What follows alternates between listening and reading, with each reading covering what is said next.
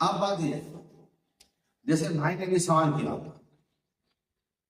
کہ نماز کے اندر سنے بات باندھنا جائے یا ناف پر، تو آپ یہ ذہن نشین کر لیں کہ نماز کے دوران ناف کے نیچے ہاتھ باندھنا یہ سنت ہے۔ دلیل کیا ہے؟ سب سے پہلے آپ یہ بات سنو، امام ترمذی رحمہ اللہ علیہ کی عادت مبارکہ ہے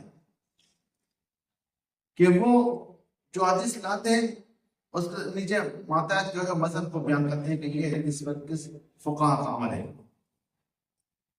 تو انہوں نے یدعو ما فوق السنة ویدعو ما تحت السنة کا بیان کیا، کل ذالک بعض عندهم، یہ بات لائی، لیکن انا صدی کی بات نہیں تھی۔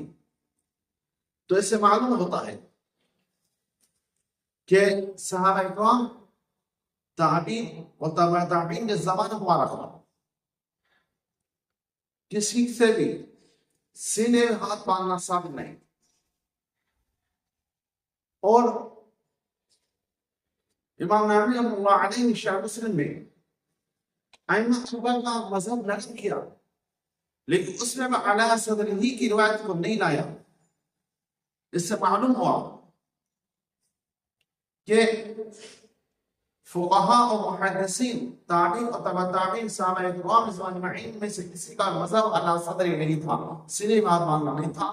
سب کے سب یا تو ناف کے نیچے ہاتھ باندھتے تھے یا ناف کے اوپر، کیونکہ امام مسلم نے علی صدر ہی کسی کا مذہب نقل نہیں کیا۔ اس سے یہ بڑا معلومات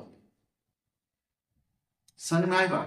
تو اگر یہ حدیث بھی ہو علی صدری تو وہ معقول بہار نہیں رہا، اس حدیث میں نہ صحابہ نے کیا، نہ تابعین نے، نہ تبع تابعین، اور نہ ہی فقہاء صحابہ۔